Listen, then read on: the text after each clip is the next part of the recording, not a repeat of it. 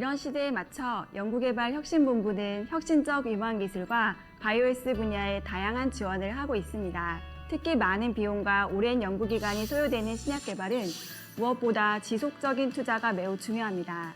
현재 미국, 유럽에 기술이 수출되었고 판매를 통해 우수성을 인정받고 있는 뇌전증 치료제인 세노바메이트가 대표적인 연구 지원의 성과입니다.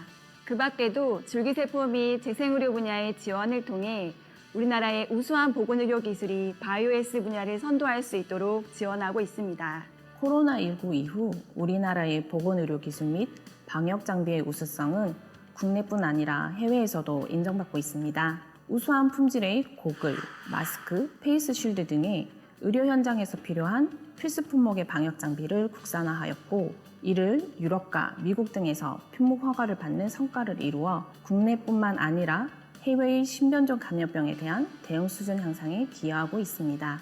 그리고 보건의료 사각지역 해소를 위한 돌봄 로봇의 스마트 돌봄 스페이스, 전자약을 활용한 만성, 희귀, 난치질환 치료 등 첨단 신산업 분야에도 전폭적인 지원을 하고 있습니다. 환자 중심의 치료기술 향상을 위한 의료기술 최적화 연구 지원 사업도 수행하고 있습니다. 한림대학교 신은건 교수 연구팀은 빅데이터 분석을 통해 임상시험을 하지 않고 장기간 위험 치료제를 복용하면 위암 발생이 2배가 높을 수 있다는 연구 결과를 해외 유명 저널에 소개하였습니다. 그리고 개발된 코드를 전 세계에 공개하여 다양한 후속 연구를 가능하게 해 그 우수성을 인정받는 계기가 되었습니다. 이러한 연구 결과는 향후의 약물 부작용 모니터링에 소요되는 비용과 시간 절감을 가능하게 하였습니다. 보건의료 기술은 건강과 행복한 삶을 지탱해주는 원천입니다. 연구개발혁신본부는 지속가능한 보건의료 체계 기반과 공공문제 해결을 위한 연구 지원을 통해 보건의료 분야 기술 개발과 바이오헬스 분야를 선도하여 보건의료 산업의 건실한 발전과 국민건강 증진에 이바지해 나갈 것입니다. 지금부터 보건복지부 및 질병관리청 연구개발 사업 설명회를 시작하겠습니다. 안녕하십니까. 설명회 사회를 맡은 한국보건산업진흥원 이슬기입니다. 사업 설명은 2024년도 보건복지부 R&D 정책 방향과 한국보건산업진흥원 R&D 사업, 국립보건연구원 R&D 사업, 국립재활원 R&D 사업, 국립암센터 R&D 사업, 질의응답 순으로 진행될 예정입니다. 그럼 먼저 보건복지부 진보라 사무관님께서 2024년도 보건복지부 R&D 정책 방향에 대해 발표해 주시겠습니다.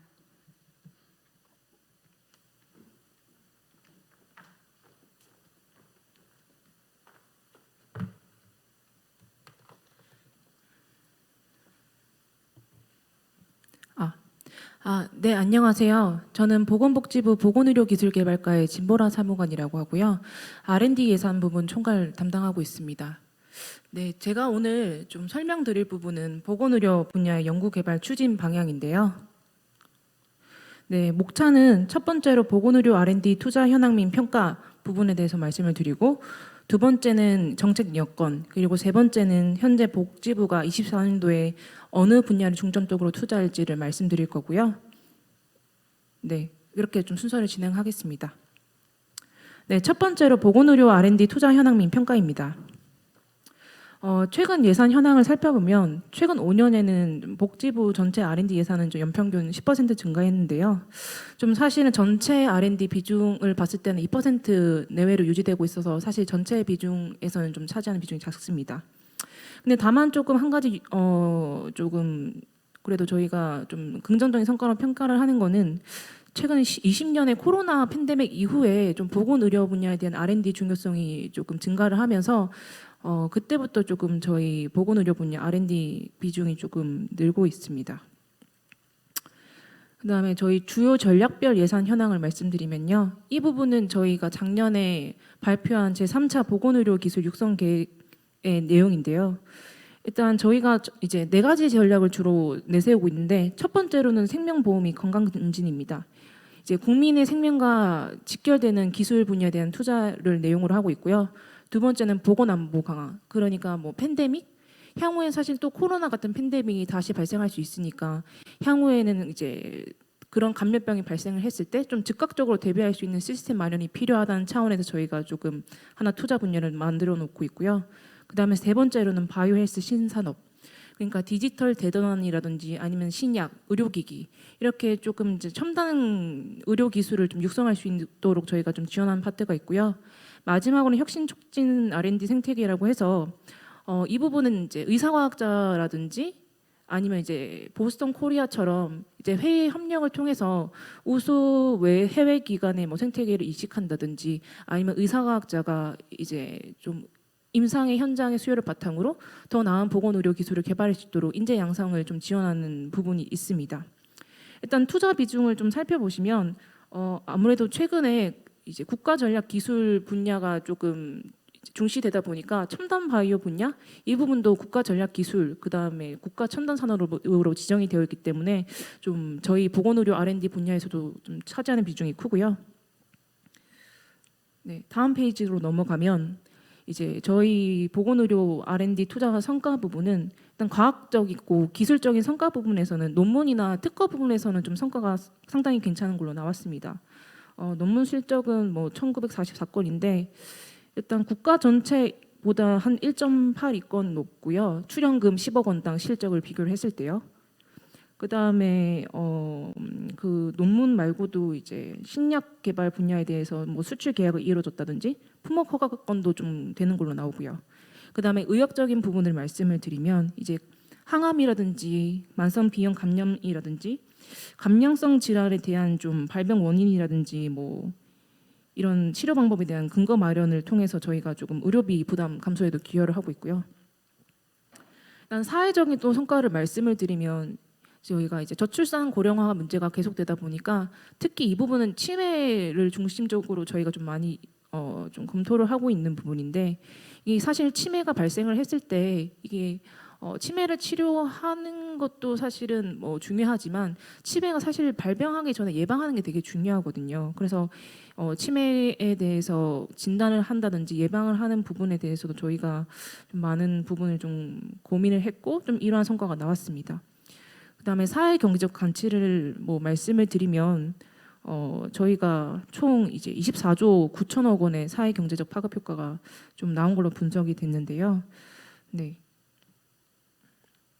일단 뭐 기술 수출 성과 부분은 네, 좀 참고를 하시면 좋을 것 같습니다. 일단 다음으로는 정책 여건 말씀을 드리겠습니다. 일단 보건의료 분야에서 최근에 좀 가장 저희가 이슈가 되는 부분은 정신건강 부분인 것 같습니다. 그리고 이제 필수 의료 부분이랑요. 뭐 기사를 많이 보셨겠지만 최근에 뭐 심뇌혈관 이런 질병 같은 경우에 발병됐을 때 즉시 대처가 필요한데 이런 환자분들이 응급실을 제대로 빨리 가지 못해서 이제 뺑뺑이 돌다가 뭐 사망하신 사건이라든지 분만 뭐 소아과 이런 부분도 계속 지금 부족하다는 문제가 계속 나오고 있고요. 사실 이런 필수 의료 부분에 대해서 어떻게 저희가 뭐 혁신적인 기술 개발한다든지 아니면 기존의 자원을 더 효율적으로 사용을 해서 이런 응급 상황을 대처한다든지 이런 부분을 저희가 조금 더 고민을 필요할 것 같다고 생각을 했고요. 두 번째는 지역 간 의료 격차입니다. 사실 뭐 서울 같은 경우에는 뭐 맘만 먹으면은 바로 병원에 갈 수 있잖아요. 주말에도 뭐 응급실 갈 수 있는 병원도 많고. 근데 사실 뭐 강원도라든지 경남 이런 데 가면 되게 병원을 가기가 어렵거든요. 이제 이런 부분에 대해서 어떻게 좀 R&D 분야에서 이런 지역 간 격차를 막을 수 있는 방법이 있을까? 이런 부분도 좀 하나 고민 사항인 것 같고요. 두 번째는 정신건강 부분입니다. 뭐 계속 마약 문제가 얘기가 되고 있는 것 같은데요. 뭐 미국이나 뭐 해외에서도 계속 뭐 마약 중독자 수가 줄고 있다 이런 얘기가 나오는데 우리나라 뉴스를 봐도 마약 관련해서 마약 사범이 계속 증가하고 있다는 기사가 나오고 있죠. 뭐 통계를 보면은 전년 대비 13.9%가 증가했다는 통계도 있고요. 그리고 자살률 같은 경우 정신건강, 뭐 우울증 뭐 이런 것도 계속 지금 통계적으로 좀 계속 악화가 되고 있다는 내용도 나오고 있고요. 그다음에 두 번째로 좀 고려해야 될 정책 여건 부분은 이제 국가적인 보건 난제 해결을 위한 혁신적인 지원 체계가 필요하다. 사실 기존의 저희 보건 의료 R&D 같은 경우에는 조금 좀 혁신적이고 도전적인 연구 과제를 지원하기보다는 조금 수월성이 낮은, 그러니까 좀 성과가 좀 도출되기 쉬운 과제 중심으로 저희가 조금 만들어졌던 건 있었던 것 같고요. 그러다 보니까 이런 국가적인 난제, 뭐 예를 들어서 감염병이 뭐또 이제 뭐 확산이 됐는데 그거에 대해서 즉각적으로 대응을 해야 되는데, 지금 저희 보건의료 R&D 체계는 그런 좀 상황 변화에 좀 적기에 지원할 수 없는 체계인 것 같았고요.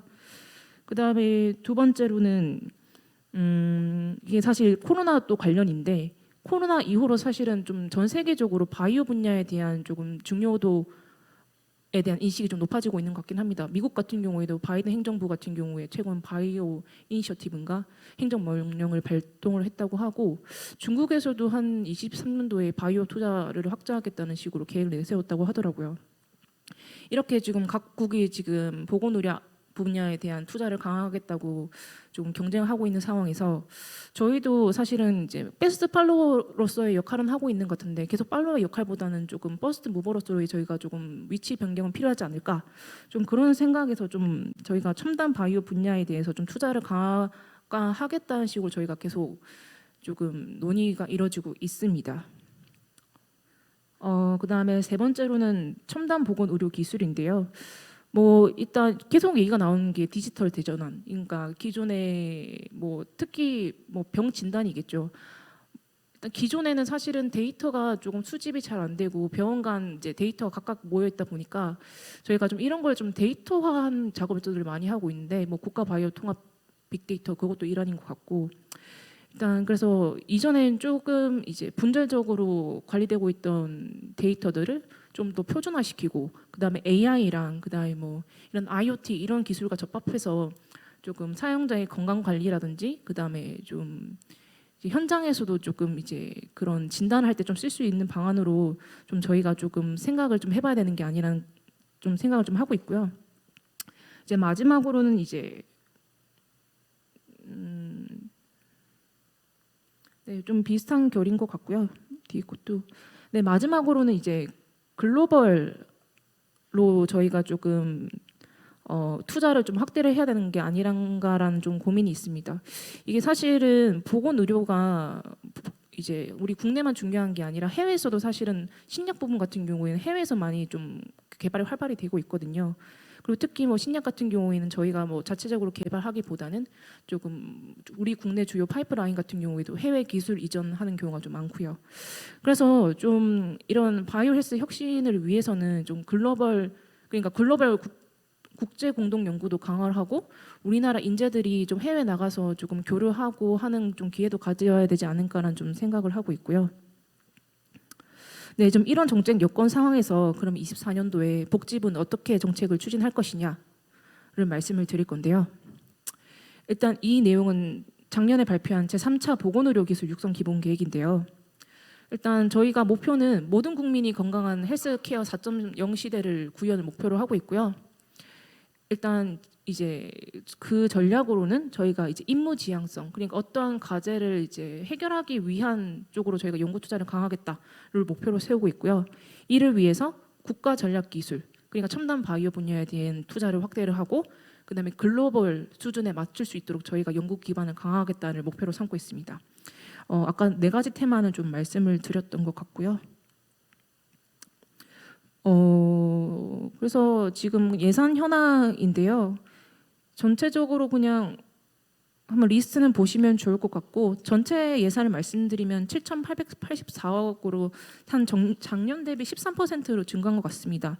근데 다만 조금 이제 저희가 그래도 좀 긍정적으로 좀 저희가 홍보를 하고 싶은 거는 24년이 유독 이제 신규 사업이 많이 생긴 것 같습니다. 한 지금 62개 정도가 있는데 그 중에 28개가 지금 올해 새롭게 시작하는 사업이고요. 그 정도 규모가 한 2,430억 원 됩니다. 네, 리스트는 한번 보시면 좋을 것 같고요. 좀 이 리스트 중에서 보실 만한 게 조금 한국형 아르파지만 아직은 저희가 뭐 이제 좀 검토를 하고 있는 단계이긴 하지만, 네, 지금 이것도 지금 대규모 프로젝트로 저희가 좀 올해부터 추진할 예정이고요. 그다음에 국가 통합 바이오 빅데이터, 그다음에 네, 여기 좀 아마 내역 사업으로 들어가 있는데 보스턴 코리아 프로젝트도 저희가 좀 대규모 프로젝트로 추진을 하려고 하고 있습니다. 이제 그냥 분야별로 좀 간단하게 추진 방향 구체적으로 말씀을 드리면요. 첫 번째로는 저희가 이제 혁신 기술 확보인 것 같습니다. 필수 의료 분야에 대해서 사실은 기존의 자원이 한정적이다 보니까 저희가 계속 이제 필수 의료 분야에 대한 자원을 확보를 하려고 특히 뭐 인력 부분이나 이런 거를 저희가 계속 검토를 하고 있지만 사실은 자원을 늘리는 거는 단기간에 쉽지는 않거든요. 뭐 기술도 마찬가지긴 하지만 어쨌든 이런 필수 의료 분야에 대해서는 자원을 늘린 것과 더불어서 어쨌든 혁신 기술도 같이 좀 개발이 필요한 상황이라고 보여집니다. 그래서 저희가 뭐 응급실 특화 소프트웨어라든지 그다음에 뭐 임상 현장의 뭐 수요를 기반으로 한 중개 연구를 활성화한다든지 그다음에 의료 플랫폼 좀 실증할 수 있는 그런 부분에 대해서 저희가 좀 고민을 하고 있고요. 뭐 뇌신경계 질환이라든지 수술질 이런 부분도 그 일환인 것 같습니다. 그래서 그런 관련된 사업으로 저희가 응급실 특화 AI 기반 임상 지원 시스템도 올해 신규로 들어갔고요. 그다음에 뭐 지금 5G 기반으로 지금 플랫폼을 저희가 만드는 기술을 개발한다든지 아니면 임상 현장 수요 연계 중개 연구 이렇게 저희가 이번에 5개 신규 프로젝트를 진행하려고 하고요. 두 번째로는 이제 국민의 건강 증진을 위한 연구 강화입니다. 그러니까 이거는 필수 의료 이외에도 국민의 일상적인 건강 문제를 해결하기 위해서 저희가 좀 투자를 하고자 하는 부분인데요.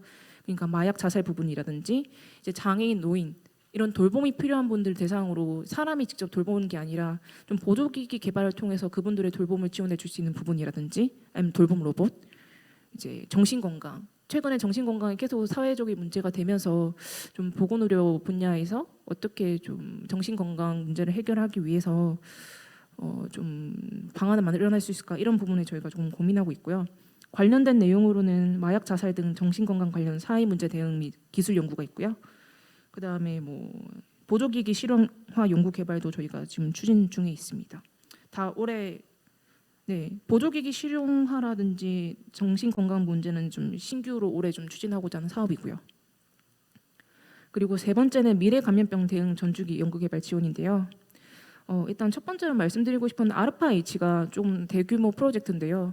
이게 아마 미정복 질환, 그다음에 뭐 보건 안보, 그다음에 필수 의료, 그다음에 뭐 돌봄 분야 이렇게 5가지 테마로 이루어진 이제 대형 프로젝트인데요.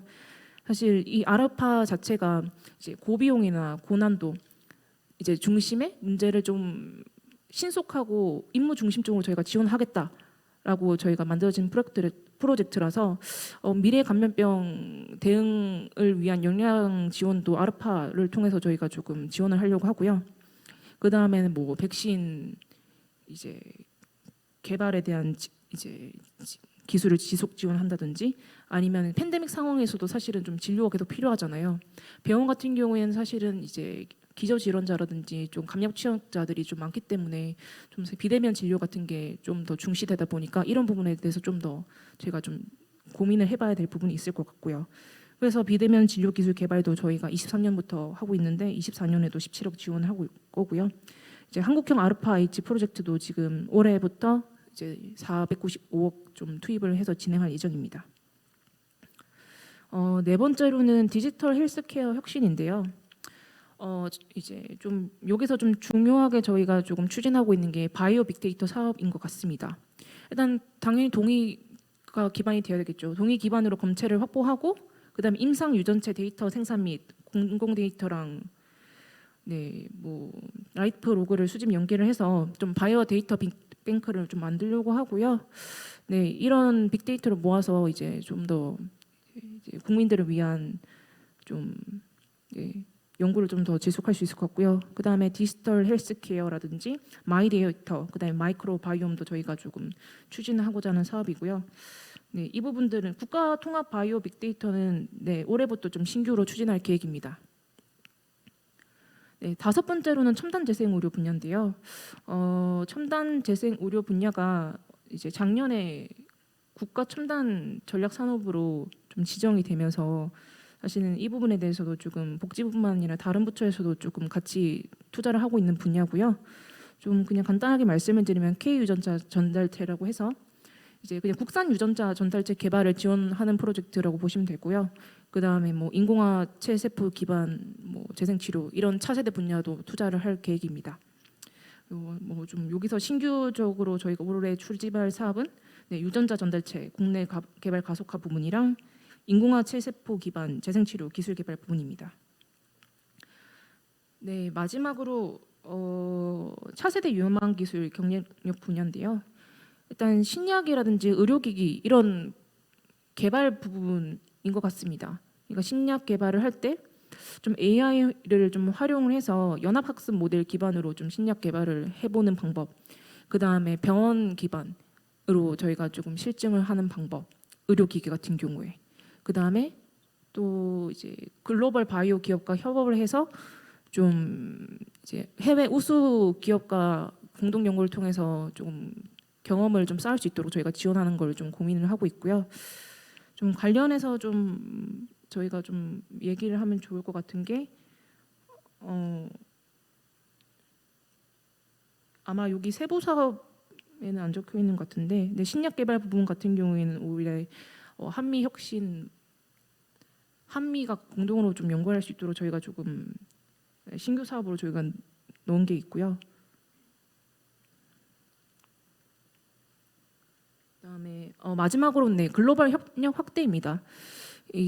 저희가 이제 뭐 국내 보건 의료 분야에 대해서는 투자는 또 확대를 할 필요가 있지만 사실 이게 뭐 다른 분석을 보면은 글로벌 공동 연구를 통해서 좀 혁신적인 성과가 많이 나온다는 좀 분석이 있더라고요. 노벨상 뭐 수상 경력도 그렇고. 그래서 저희가 국내에서만 역량을 집중할 것이 아니라 그 국내 우수 연구 기관이라든지 의사학자분들이 좀 해외 나가서 공동 연구도 하고 조금 이제 기회도 쌓을 수 있도록 저희가 조금 이번에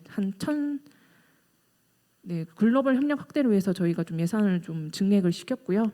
뭐 대표적인 내용으로는 보스턴 코리아, 뭐 미국의 그 보스턴 그 클러스터를 좀 참고를 해서 저희가 만든 거고요. 국가전략기술 특화연구소 지정을 통해서 좀 첨단 바이오 공동 연구를 지원한 내용이랑, 그다음에 의사과학자분들이 이제 해외에서 공동 연구를 할 수 있도록 좀 지원하는 내용.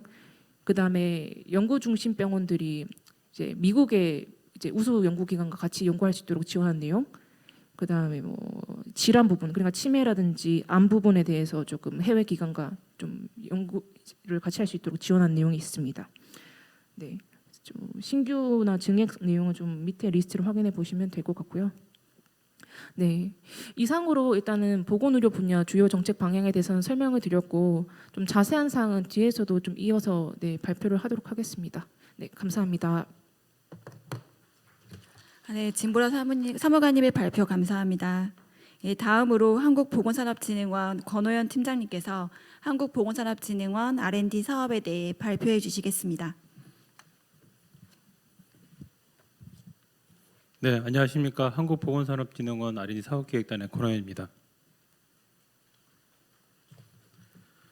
네, 2024년도 진흥원에서 소관하고 있는 보건의료 연구개발 사업에 대해서 설명드리도록 하겠습니다. 네, 설명 순서는 사업 개요와 세부 사업별 내용, 그다음에 신청 안내에 대해서 설명을 드리도록 하겠습니다. 보건의료 연구개발 사업은 보건의료기술진흥법 제5조와 제7조에 근거해서 수행이 되고 있고요. 1995년도에 첫 사업을 시작으로 해서 매년마다 신규 사업을 확대하고 예산을 확대해 나가고 있습니다.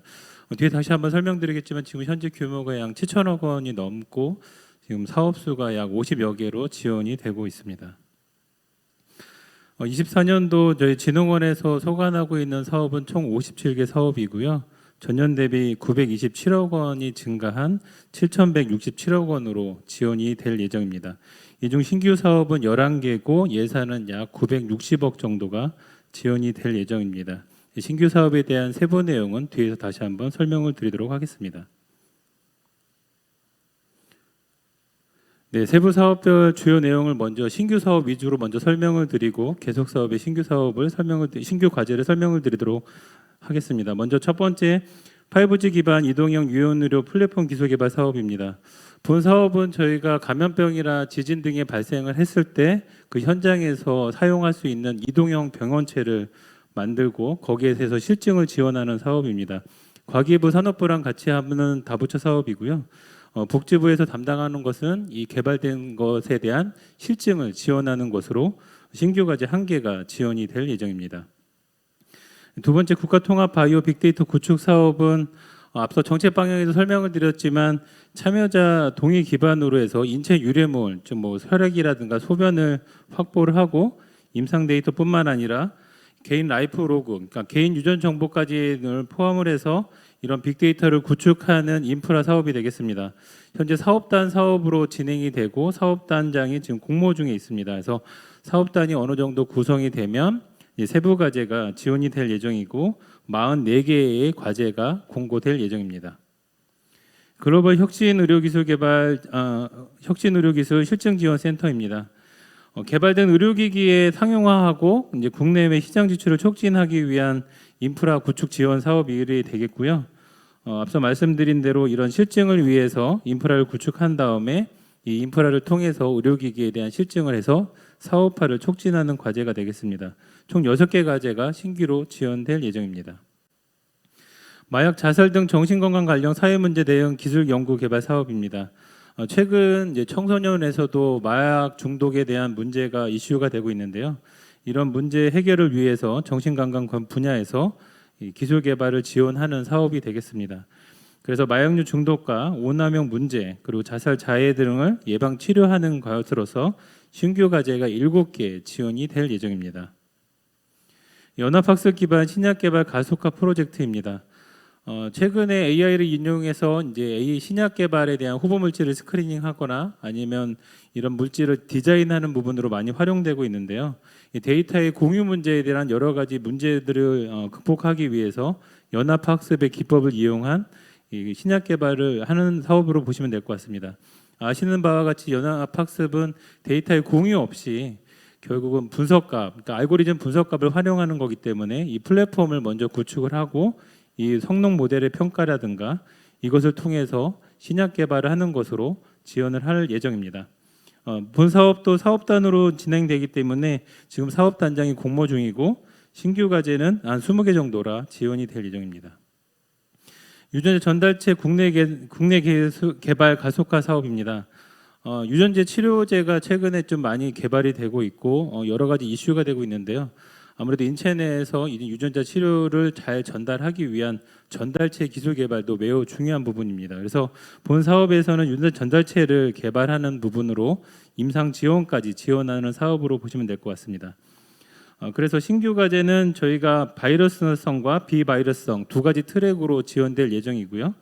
그래서 7개, 5개, 총 12개 과제가 지원이 될 예정입니다. 응급실 특화 AI 기반 임상 지원 시스템 개발 사업입니다. 앞서 설명드린 바와 같이 응급실 뺑뺑이라든가 응급실 의료진의 부족 현상 문제 때문에 응급 환자가 사망하는 문제가 발생이 되고 있고 이런 문제를 해결하기 위해서 AI 기반의 임상 지원 시스템을 개발을 하고 업무 효율을 하고 이제 임상에 대한 응급실에 대한 이런 환경을 저희가 지원하기 위해서 본 사업을 이제 계획을 하였습니다. 그래서 총 신규 과제는 5개로 지원이 될 예정이고 컨소시엄 과제로 구성이 될 예정입니다. 인공 아치세포 기반 재생 치료 기술 개발 사업입니다. 아시는 바와 같이 그 양서류에 존재하는 조직 재생에 활용하는 그 아치세포를 착안을 해서 인체 내에서도 이런 조직 재생이 가능한 인공 아치세포를 개발하자는 것이 본 사업의 주요 목적이고요. 아무래도 이런 인공 아치세포라는 것이 혁신 도전에 가까운 내용이라고 보시면 될 것 같습니다. 그래서 이런 재생 유독 인자를 발굴해서 유효성 평가라는 이제 과제로 2개를 지원할 예정이고요. 그리고 이런 임상 연구를 통해서 치료제를 개발하는 과제로 1개가 지원이 될 예정입니다. 임상 현장 소요 연계형 중개 연구는 저희가 역방향 중개 연구를 지원하는 사업이고요. 그리고 이 중개 연구를 지원하기 위해서 미충족 의료 수요에 기반한 중개 연구 주제를 발굴한 다음에 저희가 3개의 질환, 그래서 순환기, 소화기, 근골격으로 지원할 예정입니다. 중개연구센터는 연구 주제를 발굴하는 역할을 수행을 할 거고요. 이 역방향 중개 연구를 통해서 앞서 말씀드린 3개의 질환에 대해서 15개 과제를 선정할 예정입니다. 장애인 노인 자립생활을 위한 보조기기 실용화 연구개발 사업은 장애인 노인을 대상으로 해서 이동 편의를 증진하기 위한 보조기기를 개발하고 이걸 실증을 통해서 확산하는 지원 사업이 되겠습니다. 그래서 이런 보조기기 개발을 위해서 신규 과제 16개를 지원할 예정이고요. 그리고 전자제어형 유압형 대퇴의지는 아직 국산화가 된 부분이 많이 없기 때문에 이 국산화 개발을 위해서 신규 과제로 1개가 지원이 될 예정입니다. 한국형 아르파-H 프로젝트입니다. 앞서 정책 방향에서 설명드렸지만 미국의 아르파-H를 좀 벤치마킹한 한국의 임무 중심형 R&D 사업이라고 보시면 될 것 같고요. 그래서 고비용이라든가 고난이도의 파급 효과가 높은 이 임무 중심형 R&D 사업을 지원할 예정이고 이것을 통해서 보건 난제를 해결하기 위한 프로젝트 사업이라고 보시면 될 것 같습니다. 현재 추진 단장을 공모 중에 있고 추진 단장에 대한 구성과 그리고 본 사업은 PM을 통해서 연구를 기획을 하고 과제를 관리하는 부분이기 때문에 이런 PM 그룹이 다 구성이 되면 이 하부 구조의 과제로 이 과제가 공고가 될 예정입니다. 감염병 예방 치료 기술 개발 사업은 감염병에 대한 백신을 작업하는 기술 개발을 지원을 하고 그다음에 진단 개수를 위해서 진단 지침을 개발하는 부분 그리고 신변종 감염병에 대한 치료제 개발하는 부분은 이 3가지 부분으로 지원이 될 예정입니다. 국가 신약 개발 사업은 아시는 바와 같이 이제 국가 신약을 전주기로 지원을 해서 개발하는 부분의 목표를 갖고 있고요. 그래서 유효물질이라든가 선도물질에 대한 도출을 위한 연구 개발을 지원하고 후보 물질의 비임상 단계를 지원하는 부분과 그리고 이렇게 후보 물질에 최종적으로 이제 되기 위한 임상 지원을 하는 3가지 부분으로 구성이 되어 있습니다. 또한 글로벌 사업을 통해 가지고 이런 차세대 신약을 집중 개발하기 위한 글로벌 진출 및 파트너링 촉진을 위한 우수 신약 개발 지원 사업도 구성이 되어 있습니다. 글로벌 연구 협력 지원 사업입니다. 이거는 공동 연구를 지원하기 위한 글로벌 공동 연구를 지원하기 위한 사업이고요. 보건의료 위한 협력 국가와 지금 미국, 스위스, 영국과 이제 같이 협력을 하고 있는데 계속 국가를 확대하고자 노력을 하고 있고요. 특히 올해에는 보스턴 코리아 혁신 연구 지원 사업을 통해 가지고 첨단 바이오 분야를 중점 육성하기 위한 특화 연구소를 지정하는 부분이 들어가 있습니다. 또한 한미 우수한 연구 기관과 이제 글로벌 공동 연구를 추진하기 위한 보스턴 코리아 프로젝트도 지원할 예정입니다. 아직 세부적인 과제 수라든가 과제 단가들은 결정이 되지 않았고 한 200억 정도로 지원될 예정입니다. 글로벌 의사과학자 양성 사업입니다. 글로벌 수준의 의사과학자를 양성하기 위한 인력 양성 사업이 되겠고요. 3가지 부분으로 좀 구분돼서 보면 세계 우수 연구기관에서 연수를 지원하는 기관의 부분하고 그리고 의사과학자 공동 연구를 하는 부분, 그다음에 박사후 과정에서 독립적으로 연구를 수행할 수 있는 부분으로 지원을 할 수 있는 이 연구 성장 지원으로 3가지 과제가 지원이 돼 3가지 분야가 지원될 예정입니다. 뇌신경계 질환 임상 현장 문제 해결 기술 개발 사업은 이 뇌전증, 파킨슨, 뇌졸중 3개의 질환을 대상으로 해서 이 중개 연구를 지원하기 위한 사업이고요. 수요 기반형으로 신규 3개 과제가 지원이 될 예정입니다. 범부처 재생의료 기술 개발 사업은 범부처 사업을 통해 가지고 이제 재생의료 분야 전주기를 지원하는 사업이고요. 재생의료 원천 기술이라든가 치료 기술 개발에 대한 임상 지원 그리고 재생의료의 기초 원천을 연계하는 부분으로 신규 과제가 지원이 될 예정입니다. 연구중심병원 육성 사업입니다. 이번에 특히 한미 혁신 성과 창출 R&D 사업이 새롭게 신설이 되었는데요. 미국의 연구중심병원과 한국의 연구중심병원의 글로벌 협력을 통해 가지고 공동 연구를 지원하는 내용으로 추가되었습니다. 그래서 한국의 병원에서 의료 데이터를 잘 확보할 수 있는 그런 장점을 이용해서 해외 선도 병원과 이런 글로벌 연구를 할 수 있는 부분으로 지원이 될 예정입니다. 전자기술 개발 사업은 지금 국산화되는 부분들이 미비하기 때문에 국산화 연구 개발을 하고 그다음에 제품화를 지원을 통해서 실용화까지 지원하는 사업이 되겠습니다. 그래서 1개 과제를 통해 가지고 이 사업화 지원센터를 지원할 예정입니다. 정신건강 연구개발 사업은 우울증이라든가 불안 이런 정신건강 문제를 해결하기 위해서 지원한 사업이고요. 스마트 건강 관리를 위한 이 서비스 개발 지원 사업으로 지원이 될 예정입니다. 치매 극복 개발 사업은 치매 예측, 진단, 그리고 예방 치료 기술을 위해서 지원할 사업이고요. 원인 규명이라든가 진단, 그다음에 치료 기술 개발 이 세 가지 부분으로 다 지원이 될 예정이고, 또한 해외 우수 기관과 공동 연구를 할 수 있는 글로벌 공동 연구도 지원이 될 예정입니다. 한의학 혁신기술 개발 사업은 근거 중심의 이제 한의학 의료 기술을 표준화하고 과학화해서 보다 환자에게 이런 의료 서비스 품질을 제고해서 좀 더 좋은 서비스를 제공하기자 만든 사업이고요. 지금 이 가이드라인 개발이라든가 의료 기술을 최적화하는 과제로 13개가 지원이 될 예정이고, 그다음에 질환 중심의 의료 기술 중개 연구로 이제 신규 과제가 13개 지원이 될 예정입니다.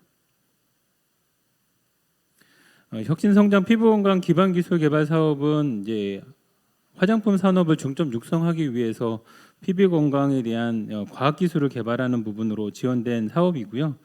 피부 건강 증진 기술 개발 사업으로 신규 과제 3개, 그다음에 화장품의 소재가 되는 고부가 가치 소재를 국산하기 위한 내용으로 신규 과제 5개, 그리고 해외 수출 경쟁력 강화를 위해서 이런 수출 규제 대응을 하기 위한 평가 기술 개발을 하는 것으로 4개 과제가 지원이 될 예정입니다. 혁신 의료기기 기업 기술 상용화 지원 사업은 의료기기의 이제 시장에 대한 확대 부분하고 해외 진출을 위해서 근거 창출, 병원에 통해서 이제 근거 창출을 지원하는 사업이 되겠습니다. 그래서 국제 협력에 대한 연구로 신규 과제 4개 하고 이렇게 지원이 될 예정입니다. 환자 중심 의료기술 최적화 연구는 의료기술에 대한 최적화를 통해서 환자에게 좀 더 나은 서비스를 제공하기 위한 지원 사업이고요. 안전성, 유효성에 대한 비교 효과 검증을 위한 연구로 15개 지원을 할 예정이고, 그다음에 이런 근거 상성을 하기 위한 연구로 신규 과제가 10개 지원이 될 예정입니다. 네, 이제 신규 과제에 대한 공모 부분은 설명을 드렸고요. 계속 과제에 대한 것들은 총 2,348억으로 지원이 될 예정이라 참고를 해주시면 될 것 같습니다. 신규 과제 지원 일정입니다. 현재 지금 12월 말에 1차 공고 5개 사업이 지금 공고가 되었고요. 앞으로도 2차 공고가 3월 달에 진행될 예정입니다. 그래서 공고는 저희가 보건의료기술 종합정보 시스템하고 아이리스를 통해 가지고 이제 확인해 주시면 될 것 같고요. 마찬가지로 사업단의 세부 과제도 지금 공고가 되어 있으니 같이 참고를 해주시면 될 것 같습니다. 사업 신청 안내입니다. 혁신법에 근거한 내용이기 때문에 관련된 내용은 참고를 해주시면 될 것 같고요. 그리고 신청은 앞서 말씀드린 대로 공고는 아이리스와 H드림 둘 다 이제 공고가 되고 있고요. 이제 신규 과제 접수는 아이리스에서만 받기 때문에 아이리스를 통해 가지고 이제 신청을 해주시면 될 것 같습니다. 그리고 1차 통합 공고에 나간 지금 담당자 연락처가 같이 포함이 되어 있으니까요. 좀 궁금하신 사항은 전화 문의를 통해서 다시 한번 물어보시면 될 것 같습니다. 네, 이상입니다. 네, 권호연 팀장님의 발표 감사합니다. 다음으로 국립보건연구원 김승우 보건연구관님께서 국립보건연구원 R&D 사업에 대해 발표해 주시겠습니다.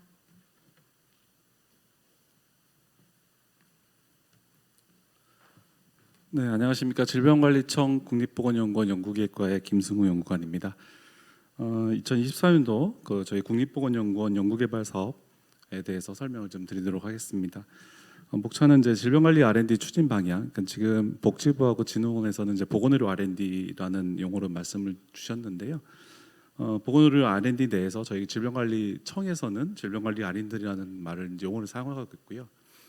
2020년 이전에 질병관리본부 시절에는 복지부의 이제 R&D 예산의 일부로서 진행을 하다가 2020년 질병청 승격이 되면서 질병관리 R&D라고 별도 편성해서 진행을 하고 있습니다. 24년도 질병관리 추진사업 소개를 드리고 추진 절차 순으로 말씀드리도록 하겠습니다. 저희 국립보건연구원에 대한 일반 현황부터 조금 소개를 드리도록 하겠습니다. 국립보건연구원은 질병관리청에 소속되어 있는 연구기관입니다. 국가 유일의 이제 보건의료 국가 연구기관으로서 감염병, 만성질환, 미래의료에 대한 이제 3가지 선도적 연구 수행을 직접 수행을 하고 있습니다. 감염병, 만성질환, 미래의료가 앞으로 이제 계속 저희 이제 질병청 국립보건연구원의 연구 분야로 계속 말씀을 드리게 될 거고요. 국립보건연구원은 이제 그 연구기획조정부, 미래의료연구비, 만성질환 융복합 연구부 2020년에 그 코로나 상황을 겪으면서 감염병 연구센터가 이제 국립감염병 연구소로 확대 개편되면서 국립감염병 연구소에서 신종바이러스 연구센터, 감염병 연구센터, 공공배신개발지원센터 3개의 센터를 가지고 있습니다. 인력 현황은 그 공무원의 숫자가 이제 연구직 공무원이 159명이고요. 그 보건의료 연구를 하는 보건연구사와 보건연구관에서 159명이고 일반 행정이나 보건직 공무원이 52명이 있고요. 연구를 직접 수행하는 연구원이 300명 정도가 있습니다. 그래서 약 500명 정도의 조직으로 이제 국립보건연구원이 이루어져 있습니다. 예산 현황은 약 그 R&D 예산 같은 경우는 2,300억 정도가 되고요. 2024년도에는 2,400억 정도, 1,400 정도의 예산이 되겠습니다. 그간의 질병관리 R&D 투자 및 성과를 말씀드리면 최근 5년간 그 질병관리 R&D 예산의 투자는 굉장히 늘었습니다. 아까 보건의료 R&D 정부 전체 R&D가 연평균 약 10% 정도 늘었는데요. 질병관리 R&D의 경우에는 연평균 약 20%가 넘게 좀 늘었습니다. 뭐 여러 가지 요인이 있겠습니다만 이제 최근에 이제 코로나 상황이 가장 큰 요인이 될 것 같습니다. 그래서 2022년에는 이제 1,493억까지 됐고요. 저희는 아까 말씀드렸던 것처럼 직접 연구 수행을 하게 됩니다. 아까 이제 국가연구개발 사업은 국가개발혁신법에 따라서 하는 모든 사업을 국가연구개발 사업이라고 하는데요. 그 중에 많은 부분들이 이제 그 출연금 형태로 나가게 됩니다. 아까 보건산업진흥원에서 말씀하셨던 과제들은 대부분 이제 출연금 형태로 해서 연구자들의 이제 바텀업 형식으로 과제를 이제 하게 되는데요. 질병관리청 국립보건연구원은 그 연구기관이다 보니까 출연금 형태가 아니라 실질적으로 저희가 이제 직접 수행을 하게 됩니다. 직접 수행하는 과정 속에서 필요한 외부의 연구를 위해서 이제 용역과제 형태로 나가게 되다 보니까 국가연구개발혁신법에서 일부 조항을 따르지 않고 용역과제 같은 경우에는 국가를 당사자로 하는 계약에 관한 법률에 따라서 저희가 계약을 하고 진행을 하고 있습니다. 저희가 이제 그 연구를 직접 수행하면서 나오는 여러 가지 이제 논문들의 경우에는 논문 건수하고 그 MRF 점수 등 있는데요. 굉장히 최근에 계속 증가를 하고 있고 논문의 특허 그다음에 기술 이전 건수도 계속 증가하고 있는 그런 상황이 되겠습니다. 분야별 주요 성과를 좀 말씀드리면 그 미래의료 같은 경우는 사실 이제 국가기관에서 미래의료라는 말을 쓰기가 되게 좀 어려운 상황이지만 이제 영어로 하면은 정밀의료입니다. 프리시즌 메디신으로 이제 정밀의료인데요. 계속 앞에 보건의료 R&D 설명드리면서 말씀드렸지만 국가통합바이오 빅데이터 구축 사업 하는데 그 중에서 바이오뱅크는 저희 오송에 있는 국립보건연구원이 가지고 있습니다. 그래서 연체 약 200만 명 정도의 인체 자원을 가지고 있는데 국가바이오 빅데이터 사업을 하게 되면 더 많은 자원을 뱅킹할 곳이 필요해서 증축 사업을 하고 있고 실질적으로 빅데이터를 동의에 기반해서 모으는 사업을 이제 올해부터 진행을 하고자 합니다. 한국인 맞춤형 유전체 칩 저희가 이제 한국인 칩이라고 얘기를 하고 있는데요. 2018년도부터 기술 이전을 통해서 한국인 특이적인 유전체 칩을 이용해 가지고 뭐 대표적으로 당뇨 고위험군 진단 기술 이런 부분들을 실행을 하고 있습니다. 만성질환 같은 경우에는 저희 국립보건연구원에서 이제 우리나라 10대 사망 원인 중에 암하고 그 자살을 제외하고는 전부 국립보건연구원에서 다루는 질환들입니다. 특히나 만성질환 같은 경우에는 그 10대 사망 원인 중에 심장질환, 뇌졸중 질환, 치매, 호흡기 질환 등등 그 간질환 등등 이제 5-6개 정도의 질환을 전부 만성질환에 대한 연구를 진행을 하고 있습니다. 저희 이제 국립보건연구원은 줄임말로 이제 NIH라고 얘기를 하는데요. 이제 미국 NIH하고 구별해서 KNIH라고 하고 아마 전 세계에서 NIH라는 그 명칭을 쓰는 곳은 아마도 주요 국가 중에는 미국하고 우리밖에 없는 것 같습니다. 이제 미국 NIH는 이제 많은 이제 인스티튜트로 이루어져 있는데 저희는 이제 아직 그렇지 못했습니다만 첫 번째가 국립감염병연구소가 만들어졌고요. 지금 이제 국립심혈관 연구소 설립을 위해서 예산을 일부 확보해서 진행 중에 있습니다. 치매 예방이나 진단 관련해서 그 특허를 가지고 있고 조기 진단 키트를 좀 상용화하려고 진행하고 있습니다.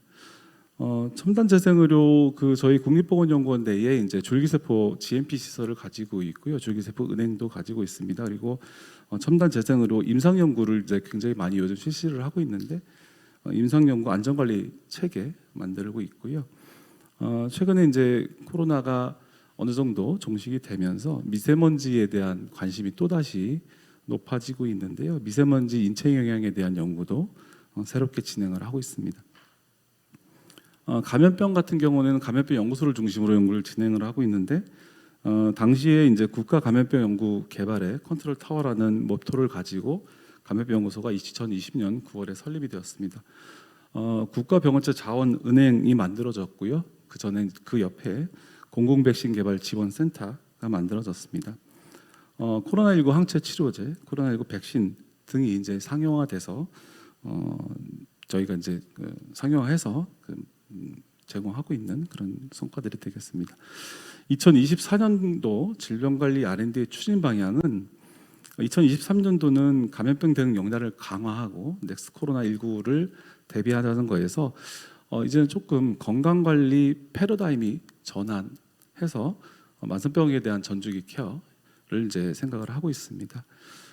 질병관리 R&D 중점 투자 방향은 미래의료의 경우에는 한국형 정밀의료 실현이 되겠고요. 만성병의 경우에는 만성질환의 효율적 관리를 위한 과학적 근거 기반 연구 강화입니다. 감염병 같은 경우에는 신종 감염병 대유행 대비 전주기 대응 역량 강화, 백신 신기술 확보 등이 되겠습니다. 질병관리청의 그 역할은 방역, 검역, 조사, 감시, 시험입니다. 방역, 검역, 조사, 감시, 시험은 이제 질병에 대한 그런 부분이고요. 말씀드렸던 그런 주요 임무들은 과학적 근거를 기반으로 해서 해야 합니다. 그래서 질병관리청의 고유 업무인 그 방역, 검역, 조사, 감시, 시험의 과학적 기반을 제공하는 것이 이제 국립보건연구원이고요. 국립보건연구원에서 하는 연구들은 바로 이제 정책으로 연결될 수 있는 가능성이 매우 높은 그런 연구를 진행하고 있습니다.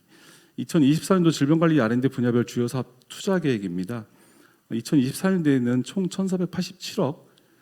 그래서 미래의료에 510억, 만성병에 292억, 감염병에 647억 이렇게 되어 있고요. 미래의료가 이렇게 늘어난 거는 이제 국가바이오 빅데이터 사업이 약 217억, 그 다음에 11억 이렇게 해서 좀 늘어나게 됐고요. 만성병의 경우는 일부 줄었습니다만 미세먼지 대응 질환 예방관리 연구가 새롭게 40여기 새롭게 됐고요. 이거 5년간 진행할 예정입니다. 감염병의 경우에는 이제 일부 감소를 했는데 병원 기반 인간 마이크로바이옴 연구 개발 사업이 좀 이제 저희가 가지고 이제 진행하는 사업이라서 주요한 변화는 있습니다. 미래의료 분야에 대한 세부 투자 방향은 헬스케어하고 AI에 대한 부분입니다. 그래서 헬스케어하고 AI에 대한 부분은 저희가 이제 한국형 정밀의료 실현을 위해서 빅데이터하고 주기 다 반드시 필요하고요. 연구 자원 정보의 분석 활용이 되게 중요합니다. 이제 최근에 굉장히 많은 연구 자원들이 들어오다 보니까 빅데이터 차원에서의 그 자원에 대한 분석이 필요하고요. 그러기 위해서는 이제 AI를 이용한 헬스케어에 대한 부분이 있습니다.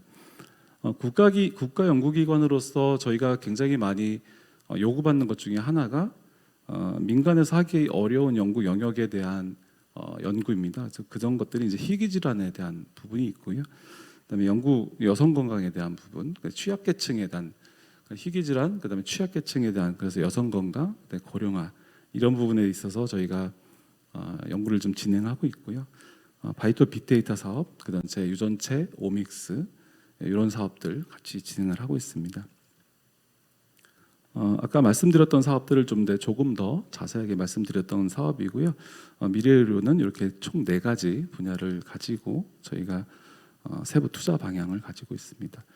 만성병은 이제 만성질환, 난치성 질환, 줄기세포, 미세먼지 이렇게 이제 말씀을 드리는데요. 만성질환은 아까 말씀드렸던 것처럼 우리나라 10대 사망 원인 중에 감염성 질환 이제 코로나하고 폐렴이 있고요. 그다음에 이제 자살, 그다음에 암을 제외하고 5-6개 만성 질환을 전부 만성 질환 연구를 진행을 하고 있습니다. 난치성 질환은과 이제 줄기세포의 경우에 저희가 줄기세포가 처음 이제 연구가 이제 본격적으로 시작될 때 난치성 질환의 치료 그 어떤 방법으로서 많이 이제 각광을 받았고요. 그래서 줄기세포를 이용한 난치성 질환 치료 예방에 대한 부분에 연구가 되어 있고, 아까 말씀드렸던 것처럼 미세먼지 노출에 의한 건강 영향 연구. 사실 이제 미세먼지에 대한 연구는 미세먼지 저감이 가장 중요하고 메인입니다. 근데 미세먼지 저감이라는 것이 하루아침에 될 것은 아니고요. 그 사이에 미세먼지 노출에 의한 건강 영향이 어떻게 됐고 그 폐해가 어떻게 해야 감소할 수 있을까, 이런 부분에 대한 연구를 또 진행하고 있습니다. 아까 말씀드렸던 만성병에 대한 그 세부 투자 방향을 조금 더 자세히 말씀드리겠고요. 각각 사업에 대해서 연구비나 이런 부분 뒤에서 좀 더 자세히 말씀드리겠습니다. 감염병의 경우에는 공공 백신, 바이러스 치료제, 그다음에 마이크로바이옴, 미래 감염병 대비, 이렇게 4가지를 얘기하고 있습니다. 공공 백신이나 바이러스 치료제는 부연 설명이 필요 없을 거라고 생각이 되고요. 마이크로바이옴 같은 경우에는 그 감염병에서만 할 수 있는 부분은 아니고 저희 만성병이나 미로에서 다 같이 범부처적으로 진행을 하고 있는 그런 상황입니다. 미래 감염병 대비 같은 경우에는 방역 현장의 수요에 기반한 연구입니다. 방역 현장의 감시, 예측, 차단, 진단, 방역 물품 등에 대한 R&D가 미래 감염병 대기 이제 연구가 되겠습니다. 세부 방향은 보신 바와 같고 각각 사업에 대한 내용은 뒤에서 조금 더 자세히 말씀드리겠습니다. 질병관리 R&D 24년도 추진 사업을 소개드리면, 저희 그 질병관리 R&D의 경우에는 2023년도에 1,337억에서 2024년에 1,473억이 되어 있고요. 아까 말씀드렸던 것처럼 고유의 업무를 수행하다 보니 용역과제하고 이제 내부에서 직접 수행하는 그런 사업이 주로가 되어 있고요. 다만 그 범부처 감염병 방역 체계 고도화라든지 코로나19 후유증 조사 연구 사업, 그다음에 국가바이오 빅데이터 구축 사업은 이제 출연금으로 아마 이제 보건산업진흥원을 통해서 나가게 되고요. 그 외의 사업들은 지금 저희가 직접 수행을 하게 됩니다. 그래서 각각의 사업들은 일부 이제 내부에서 직접 수행하는 사업과 용역으로 이루어져 있습니다. 주요한 사업들에 대해서 조금 설명을 드리겠습니다. 감염병 관리 기술 개발 연구는 24년도에 213억 정도의 241억 정도의 이제 예산을 저희가 갖고 있고요. 감염병의 예방 및 관리에 관한 법률에 따라서 국가가 관리해야 하는 감염병의 조사, 감시, 예방, 진단, 치료 등에 필요한 공익적 기반의 기술을 개발을 합니다. 그래서 내역 사업은 보시는 바와 같이 총 6개 내역 사업을 가지고 있습니다. 그래서 신병종 국가관리 감염병 연구, 원헬스 개념의 항생제 내성균 연구, 미해결 만성 감염질환 연구, 국가표준 병원체 자원 개발 및 활용, 신기술 기반 백신 플랫폼 개발, 기후변화 근만성 질병 연구, 이렇게 6개 내역 사업으로 진행되고 있습니다. 24년도에 이제 그 계획이라고 되어 있는데, 사실 이제 24년도 예산이 이제 확정이 돼서 213억이고 연구 용역 예산은 그 중에 약 120억 정도가 됩니다. 저희가 나가는 연구 용역 과제들은 단년도 과제도 있지만 대부분 이제 3년 정도의 과제고요. 최근에는 과제 성격에 따라 5년 정도 과제가 있습니다. 그래서 신규 과제와 계속 과제로 나누게 되는데 24년도에는 약 60억 정도, 총 27개 신규 과제가 지금 현재 공고 중에 있습니다. 지난 월요일 날 저희 국립보건연구원에서 나가는 연구 용역 과제가 공고가 다 올라와 있고요. 공고 확인하신 분들도 있겠지만 공고 확인 관련해서는 뒤에 절차 관련해서 좀 말씀드리고요. 저희 과제는 현재 24년도 신규 과제는 전부 다 공고가 진행된 그런 상황입니다. 말씀드렸던 감염병 관리 기술 개발 연구 그 사업의 이제 신규 공고 대상 과제는 보시는 바와 같습니다. 그래서 이 과제들에 대한 부분들은 이제 여기 연구 과제명만 있는데요. 관심이 있으신 분들은 저희 국립보건연구원 홈페이지, 질병관리청 홈페이지, 그다음에 나라장터, 조달청 홈페이지 등등 확인하실 수가 있습니다. 네, 이어서 신규 공고되는 27개 과제의 리스트가 되겠습니다. 공공 백신 개발 지원 사업의 경우에는 24년도에 111억 정도의 예산이고요. 민간 개발 기피 백신 공공 개발. 사실 이제 공공 백신 같은 경우에는 민간에서는 아무래도 백신 개발을 하면서 사업성에 대한 부분을 전혀 생각하지 않을 수 없습니다. 그럼에도 불구하고 국가가 꼭 필요하고 비축해야 되는 그런 백신이 있고요. 그런 이제 공공 백신에 대해서는 저희가 공공 백신 개발 지원 센터에서 저희가 백신 연구를 이제 진행을 하고 있습니다. 그래서 뭐 원숭이 대창이나 이제 생물 테러, 그다음에 국가 안보 대응, 미해결 감염병 현재 유행하지는 않으나 저희가 대응은 해야 되고 민간에서 하고 있지 않은 백신에 대한 연구를 진행을 하고 있고요. 공공 백신 개발 지원 센터에서 이런 연구를 진행을 하고 있습니다. 24년도에 연구 용역 예산은 약 48억 5,800만 원이고요. 그 중에 이제 7개 신규 과제 약 30억 정도가 과제화돼서 이제 나가게 되고 그 과제들은 이제 보시는 바와 같습니다. 현재 다 공고가 나가 있는 상황입니다. 국가보건의료 연구 인프라 구축. 그러니까 저희 그 질병관리청 국립보건연구원에서 하는 연구에 관련된 여러 가지 사업 중에 또 중요한 사업이 하나가 그 외부 민간 연구자들에게 연구 인프라를 좀 구축하는 사업입니다. 그래서 20년도에 약 200억 정도의 예산이고요. 국보인의 경우에는 이제 그 의료 연구 인프라가 만성병 분야, 미래의료 분야, 감염 분야, 그다음에 순수 연구 기반 분야 이렇게 나눠져 있습니다. 그래서 이렇게 4개 내역 사업으로 이루어져 있고요. 24년도에는 뭐 200억 예산 중에 95억 정도가 연구 용역이고 그 중에 한 50억 정도가 신규 과제로 21개 신규 과제로 만들어져서 현재 공고 진행 중이고 그 공고 나가 있는 과제들의 리스트는 이제 보시는 바와 같습니다.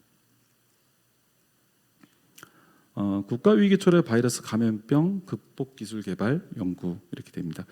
24년도에 약 130억 예산이고요.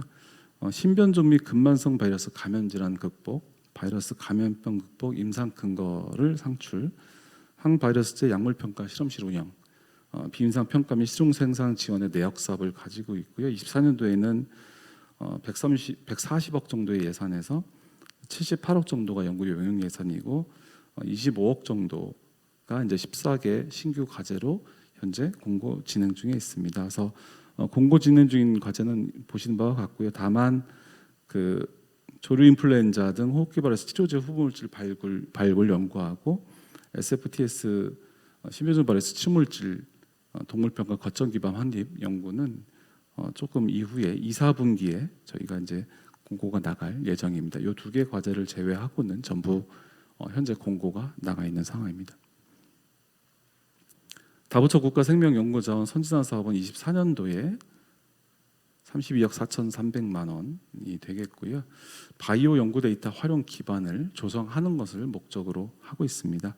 24년도에 155억의 이제 연구 용역 과제가 있고 15억 5천억의 연구가 과제가 있고 이제 3개의 신규 과제가 현재 공고 중에 있습니다. 그래서 보건의료 연구자원 정보센터 이제 코다라고 하는데요. 연구자들 중에는 이제 코다를 많이 이용하시는 분들이 많이 있으실 거로 생각이 됩니다. 그래서 코다 이제 중장기 전략을 수립하고 코다 수집 데이터 관리 공유 활용 체계 구축하는 연구 등등의 이제 3개 과제가 현재 공고 중에 있습니다. 만성병 관리 기술 개발 연구는 24년도에 총 184억이고요. 만성질환 예방 중재, 그다음에 만성질환 예방 관리, 생활위험 인자 기인, 그다음에 뇌질환 연구 기반 조성 4개 내역 사업으로 되어 있고 24년도에 연구 용역은 총 155억, 그중에 이제 60억 정도가 신규로 16개의 과제로 공고가 되어 있는 그런 상황입니다. 공고 과제 리스트는 이제 보신 바와 같습니다. 병원 기반 인간 마이크로바이옴 연구 개발 사업은 아까 이제 보건의료 라인데 설명드릴 때도 잠깐 말씀을 드렸는데요. 최근에 각광받고 있는 연구 분야 중에 하나가 이제 마이크로바이옴이고요. 병원 기반으로 인간 마이크로바이옴에 대한 연구 개발 사업입니다. 24년도에 저희 질병관리청에서 쓸 수 있는 예산 61억이고요. 24년도에 그 61억은 23년도에 23억 대비 굉장히 증액이 많이 됐고 23년도에는 10억이었던 연구 용역 예산이 56억으로 늘어났습니다. 그래서 36억 16개 신규 과제가 보시는 바와 같이 공고가 되었습니다. 그래서 마이크로바이옴 말씀드렸던 것처럼 여러 가지 이제 그 마이크로바이옴 관련해 가지고 감염병 외에 만성병들 여러 가지 이제 적용이 가능하기 때문에 굉장히 다양한 분야의 마이크로바이옴이라는 공통의 키워드를 가지고 공고가 진행되고 있습니다. 헬스케어 인종 데이터 활용 책임 인공지능 개발은 보시는 바와 같이 24년도에 약 37억 예산 중에 이제 7개 신규 과제 23억 정도가 이런 과제들로 현재 공고가 좀 되어 있습니다. 그래서 여러 가지 그 헬스케어 관련된 디지털 헬스에 대한 부분들을 뭐 여러 만성 질환에 적용을 하거나 이런 부분들을 가지고 진행을 하고 있습니다. 네, 형질 분석 연구는 이제 한국인 연구 집단 형질 분석 연구 기반을 구축하는 그런 목적을 가지고 24년도에 약 20억의 용역 예산이 있고 한 개 과제가 이제 공고 중에 있습니다. 그래서 저기 차세대 한국인 맞춤형 유전체 집 기반 인구 집단 유전체 정보 생산 과제가 현재 진행 중에 있습니다. 미세먼지 대응 질환 예방 사업이 24년도에 이제 신규로 시작이 되었습니다. 42억 정도의 예산으로 시작을 하고 있고요. 그 중에 35억 정도가 연구 용역입니다. 그래서 32억 6,500만 원에 7개 신규 과제로 진행을 하고 있습니다. 미세먼지 대응 질환 예방 관리 연구는 사실은 이제 이것이 2기 사업이고 이전에 5년간 연구가 좀 진행됐었습니다. 다만 이제 미세먼지 연구 지난 5년간은 이제 코로나 상황과 겹치면서 연구가 되게 어려웠는데요. 아무래도 이제 마스크를 쓴다든지 여러 가지 바이러스 때문에 어려움이 있었습니다만 지금 이제 새롭게 시작하는 미세먼지 연구는 코로나 이후에 많은 분들이 이제 건강에 대한 관심과 염려 때문에 활발한 연구를 좀 진행을 하고 있고 보시는 바와 같이 7개 연구 과제가 현재 공고가 되어서 있는 상황입니다. 24년도 그 학술 연구 용역 과제 추진 계획을 좀 말씀드리겠습니다. 저희 공고는 나라장터 질병관리청 국립보건연구원 홈페이지 등에 공고 공시가 되어 있고요. 카카오톡 국립보건연구원 채널이 있습니다. 그래서 아마 카카오톡을 다 쓰실 텐데요. 국립보건연구원 채널을 아마 그 채널에서 국립보건연구원을 찾아가시면 저희가 이제 해당 공고 사항에 대한 부분들을 매번 올려드립니다. 아마 다 올라와 있을 거고요. 그 부분을 이제 클릭하시면 전부 다 링크가 되어 있습니다. 바로 과제 RFP 확인 가능하시고 나라장터에서 그 응모까지도 가능하시게끔 링크가 다 되어 있습니다. 그래서 그런 부분 좀 참고하면 좋으실 것 같고요. 다만 요즘 연구자들이 이제 그 아이리스로 이제 국가연구개발 사업이 통합이 되면서 아이리스를 많이 보시는데요. 저희 사업 같은 경우에는 이제 용역 사업 형태로 가다 보니까 일반 출연금 사업하고 절차라든지 관련된 부분들이 좀 다른 부분이 좀 있습니다. 그래서 아이리스는 저희가 못 올라가고 있고요. 저희가 아이리스 쪽에 같이 좀 올라가시는 방향을 좀 생각을 하고 있습니다. 다만 저희 그 과제들이 그 과제의 특성상 저희 기관 고유의 사업에 도움을 줄 수 있는 과제로 조금은 스페시픽한, 조금은 특정적인 과제들이 나가다 보니까 사실은 이제 그 과제에 응모하는 경쟁률이 매우 높지는 않습니다. 이제 이런 부분들이 외부 연구자들한테는 높지 않은 경쟁률 때문에 혹여 어떤 연구자들이 정해져 있는 것은 아닌지 또 특정 연구자에 대한 부분 이런 걸 생각하시는데요. 연구과제 관리를 하는 저희 연구기획과 입장에서는 연구과제의 퀄리티, 연구 결과의 퀄리티의 향상은 경쟁을 통해서 나온다고 생각을 합니다. 그래서 경쟁률이 높지 않다는 것은 외부 연구자들에게는 어떻게 보면 좋은 장점이 될 수 있습니다. 그래서 많은 그 지원 바라겠습니다. 그래서 1차 공고가 이제 1월 말에 그 37개 과제가 나갔고요.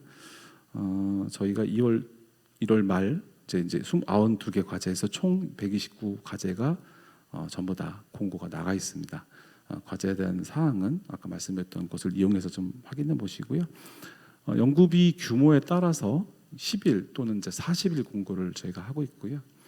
2억 2천만 원이 넘는 연구비는 이제 40일 이렇게 하게 돼 있고 단독 응모를 하거나 응모하지 않으면 열흘간 또 제공을 합니다. 선정 평가의 경우에는 이제 그 공고가 끝나고 나서 그 응모한 결과에 따라서 그 선정 평가를 하게 되고 4월부터는 모든 과제가 시작되도록 하게 되어 있습니다. 연구개발 과제 추진 절차 이렇게 따로 말씀드리는 이유는 이제 많이 익숙하신 출연금 과제하고는 조금 달라서 그렇습니다. 그래서 저희가 이제 기술조사를 실시하고 내부적으로 이제 과제 RFP를 만들어서 심의하고 입찰 공고, 현재 이제 입찰 공고 중에 있고요. 선정 평가하고 계약 체결해서 진행을 하게 됩니다. 그래서 진도 관리, 최종 평가 이렇게 진행이 되고요. 연구개발 과제를 수행하시는 데서 되게 어려움을 많이 겪으시는 분들이 많이 있습니다. 그래서 국가계약법이 이제 익숙하지 않기도 하고요. 아무래도 이제 발주부서의 어떤 관여라든지 관심이 되게 많기 때문에 그런 부분이 어렵기도 하고요. 그런 부분이 있습니다만 그 다음에 평가에 대한 부담 여러 가지가 있어서 저희가 연구에 집중할 수 있기 위해서 계속 절차라든지 규정을 개선하고 있습니다. 그래서 연구자들한테 설문조사도 받아서 필요한 부분은 계속 저희가 개선하고 있는 그런 상황입니다. 네, 뭐 공고에 대한 부분은 말씀드렸던 사항 같습니다. 그래서 공고를 보시면 관련된 사항들 전부 확인 가능하십니다. 네, 저희 이제 국립보건연구원 홈페이지에 들어와 보시면 알림 자료, 공고, 공실 안에 공고가 다 되어 있고요. 나라장터에 가시면 거기에서도 공고 현황에 국립보건연구원 수요를 검색하시면 과제들이 다 공고가 되어 있습니다. 이런 이제 그 홈페이지나 나라장터는 아까 말씀드렸던 카카오톡 채널, 국립보건연구원 채널을 통해서 링크가 되어 있습니다. 조달적 이발주 시스템을 통해서만 제안서, 입찰 서류 등이 제출이 가능합니다. 네. 뭐 선정평가의 경우에는 나중에 선정평가 대상이 되시면 저희가 자세하게 안내를 드리게 되고요. 이제 그 선정평가 결과 주간 연구 책임자로 결정이 되시면 계약 체결을 하게 되고 진도 관리는 해당 발주부서와 상의하면서 진행하시면 되겠습니다. 최종 평가에 대한 부분이 좀 저희 바뀐 게요. 아무래도 이제 국가를 당사자로 하는 계약에 관한 법률에 따라서 과제를 하다 보니 검사 검수라는 과정이 있고 회계연도 안에 이루어져야 하다 보니까 저희가 11월 말 12월 초에 최종 평가하고 이런 과정들이 있었습니다. 이것이 연구자들에게는 연구 기간이 줄어드는 불만 사항이었기 때문에 저희가 이 부분을 개선해서 12월 과제 종료 이후에 저희가 뭐 최종 결과보고서도 받고 그다음에 최종 평가도 하는 그런 이제 상황으로 바꿨습니다. 뭐 연구 성과물 활용이나 이런 부분들은 나중에 저희 과제를 하게 되면 발주부서 상의해서 보시면 될 것 같습니다. 생명윤리나 유전자 변형, 인체 유래물 관련된 내용에 대한 부분은 공고문에 다 나와 있으니까 참고하시면 되겠습니다. 네, 이상 저희 질병관리청 국립보건연구원 24년도 R&D 사업에 대한 설명드리도록 하겠습니다. 감사합니다. 네, 김승우 보건연구관님의 발표 감사합니다. 다음으로 국립재활원 최현 팀장님께서 국립재활원 R&D 사업에 대해 발표해 주시겠습니다.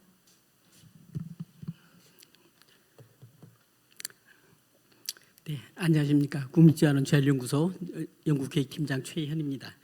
방금 국립보건연구원에서 정말 자세하게 저희와 똑같은 프로세스를 말씀해 주셔서 제가 많이 말을 적게 해도 될 것 같습니다. 저는 한 10분 정도만 발표하도록 하겠습니다.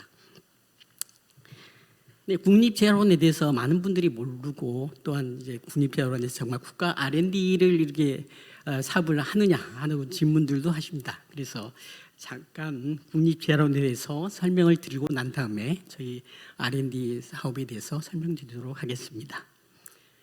네, 국립재활원은요 보건복지부 소속 책임 운영기관으로 행정부서와 재활병원부 그리고 연구를 수행하는 재활연구소로 구성되어 있습니다.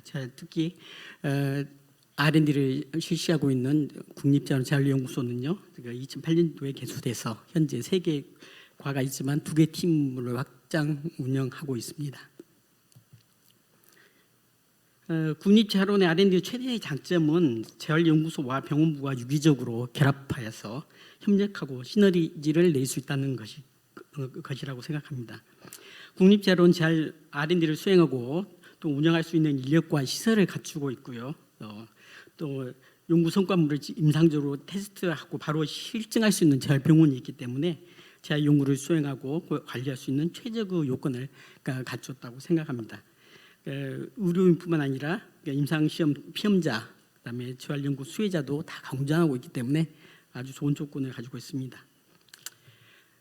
이건 국립재활원 재활연구 추진 방향인데 이건 이 슬라이드는 스킵하도록 하겠습니다.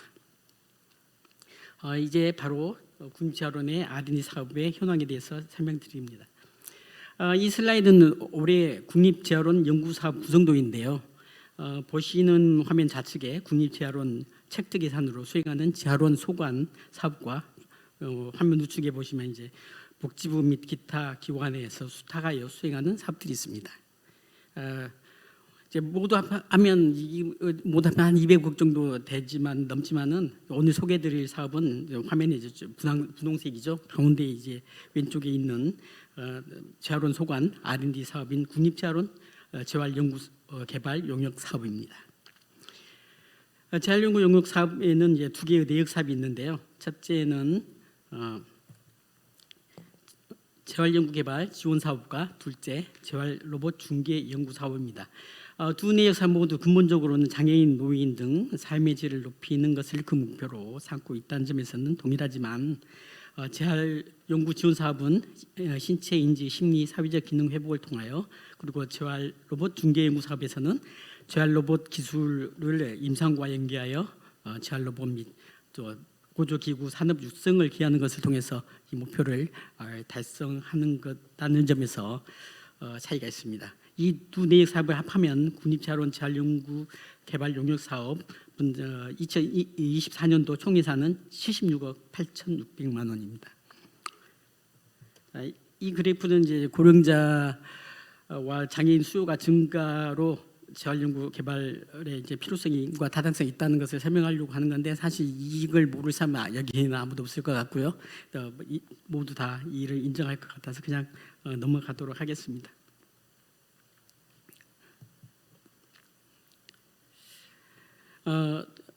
국립재활원의 재활연구 사업은 이제 최근에 이제 AR, VR 등 이제 빅데이터 등을 활용하는 장애인의 이제 기능 회복에 직접 도움을 줄 수 있는 그런 연구로 하고 있고요.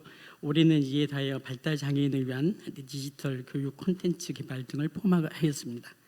과거에는 이제 기초 연구나 이제 정책성의 연구를 많이 했었는데 그러다 보니 R&D의 성격이 좀 안 되는 그런 것들이 있었거든요. 이제는 방향을 전환해서 정말 R&D성의 그다음에 이제 실질적인 어떤 제품이 있거나 프로그램이 있는 그런 것 연구들을 많이 하고 있습니다. 이쪽으로 또 선회하려고 방향성을 잡고 있고요. 그래서 재활 프로그램이나 시제품 등을 임상 시험과 상수성 평가하고 또 공인 인증 시험, 식약처 허가, 연구 성과물 보급 등으로 순차적으로 연계해서 하는 방향으로 나가고 있는 중이고요. 올해 수행하는 과제가 23개인데요. 여기는 이제 재활원의 내부에서 직접 수행하는 인트라뮤럴 과제가 4개가 있고요. 14개는 지속 과제고 그다음에 이제 새롭게 공고가 나갈 과제가 이제 5개입니다. 신규 과제입니다. 다음 페이지에서 이제 그 설명을 드리겠는데요. 5개의 과제 중 처음 3개는 이제 발달 장애를 위한 연구 개발 과제들입니다. 과거에 국정감사나 발달 장애인 부모 또 케어기버들로부터 발달 장애 과제에 대한 과제를 왜 국립재활원 하지 않느냐 하는 그런 이야기들을 많이 들어왔습니다. 드디어 올해는 이러한 과제들을 지원하게 되었습니다. 첫째 과제는 발달 장애 치료를 위한 디지털 치료제 개발인데요. 1년 1억 5천 수준에서 5년간 지원하게 됩니다. 네. 둘째 과제는 발달장애 아동의 인지 및 근육 발달을 진단하기 위한 AI 기반 진단 보조 기술 개발 과제로 1년에 1억 정도를 3년간 지원하는 과제입니다. 세 번째는 장애인에게 건강 의료 정보를 제공하고 교육하는 1년 단위로 하는 이제 과제로 4년 정도 지속적으로 대상자를 이제 바꾸어서 수행할 예정인데요. 올해는 발달 장애인을 그 대상자로 시작하게 됩니다. 이 과제의 지원 금액은 1년 5천만 원 정도입니다. 4번째, 5번째 과제는 복지부 장애인 건강 사업 좀 이렇게 지원하고 그다음에 그 실증을 하기 위한 과제인데요. 좀그 1년 정도, 1년에 1억으로 두 개 다 과제가 단년도 과제입니다. 이 자세한 것들 보시면 이제 책자에 나와 있으니까 보시고요. 그냥 넘어가도록 하겠습니다. 다음은 이제 로봇 중개 연구 사업에 대해서 두 번째 내역 사업 로봇 중개 연구 사업에 대해서 설명드리도록 하겠습니다. 이 목적은 앞에서 설명을 드렸고요. 지원된 중점 연구를 살펴보면 산학연 등에서 수행한 로봇 관련 기술을 국립체험원에서 임상과 연계하는 사업으로 기초 연구부터 시작해서 기술 개선, 인허가, 임상 연구에 이르는 중개 연구와 또한 기술 이전과 보급을 포함한 성과 확산까지 전 주기적인 재활 로봇 연구 과제들을 지원합니다. 재활 연구가 사실은 이런 로봇 중개 특히 로봇 연구가요. 이게 굉장히 속도가 빨라요. 그래서 많은 기관에서 연구를 하고 또 전 세계적으로 발전 속도가 빨라서요.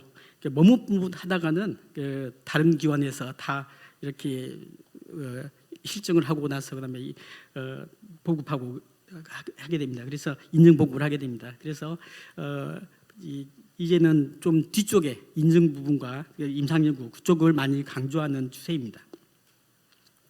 2020년도 총 과제 수는 31개인데 이 중에 8개 올해 신규 과제가 공고로 나가는 과제를 포함하고 있습니다.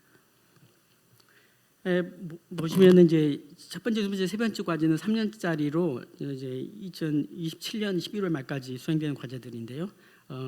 첫 번째가 중추신경계에 손상을 입은 소아의 인지운동 복합형 재활 로봇 개발과 심검사 받는 과제고요. 두 번째는 척수 환자의 요추 움직임에 따라 이제 지속적인 지지력과 압력을 제공해주는 복대 형태의 어떤 착용형 로봇 중개 연구. 세 번째는 상지나 하지 로봇의 임상적 효과에 대한 연구입니다. 연구비는 표를 참조하시고요. 그다음에 4번에서 6번 과제 3개는요 자유공모 과제입니다. 재활 로봇의 고도화 과제인데 국립재활원과 한국연구재단이 연계하여 이제 연구재단 과제 수행에 경력이 있는 3개 기관을 선정해서 지원하게 될 것입니다. 각 기관당 4년간 13억 6천 이내로 지원하게 됩니다. 나중에 이제 이거 RFP가 나갈 텐데 이제 국립재활원 홈페이지와 조사청 홈페이지를 참조하시면 되겠습니다. 7번, 8번 과제는 성과 분석 과제와 IP 창출 과제, 이건 매년 나가는 과제입니다. 그냥 참조하시고요. 이제 그래서 이제 자세한 것들은 또 책자들 활용하시든지 아니면 질의해 주시면 되겠습니다. 재활연구 우리가 이제 국립재활원 재활연구 용역 사업이 좀 특이성이 있는데 아까 국립보건연구원에서 다 설명을 해드렸어요. 저희도 이제 차별된 몇 가지가 있어서 했는데 이제 계약법에 따른다는 것과 이를 계약을 체결해서 진행하는 것, 그다음에 이제 또 한 가지는 이제 이런 성과물은 이제 어떻게 국립재활원 국가가 소유하게 되는데 이와는 또 이제 그 특허 같은 경우, 그다음에 지적재산권 같은 경우는 공유할 수가 있습니다. 아까 설명 다 들으셔서 이제 이건 넘어가도록 하겠습니다. 공고는 1월 말 이후 2월까지 나가게 될 것 같고요. 2, 3월 중에 평가와 계약이 이루어지고 빠르면 3월 중으로부터는 과제 수행이 가능할 것 같습니다. 다만 재공고 등 여러 사유로 진행이 좀 늦어질 수는 있을 것 같습니다. 저희 과제가 이제 또 조달청 나라 장터를 통해서 입찰을 이루어지기 때문에 아까도 들으셨지만 정말 어려워하시고 결국 입찰을 포기하시는 분들도 있습니다. 그래서 좀 자세하게 안내드리면 특히 지원할 과제를 어떻게 찾는지 몰라서 하시는 분들이 많아요. 조달청 홈페이지에 보시면 수요기간에 체크하신 후에 국립재활원을 입력하시고 과제 제목, 키워드를 입력하시면 검색이 됩니다. 참조하시기 바랍니다. 지원 자격과 입찰 전 준비 사항을 숙지하셔야 됩니다. 이게 굉장히 어려워하시는 분들이 많습니다. 그러니까 원활한 입찰이 되기 위해서는 이걸 꼭 숙지하시고 특히 조달청 나라장터 입찰에 처음으로 참여하시는 분은 미리미리 준비하시기 바랍니다. 자세한 내용은 자료를 참조하시고요.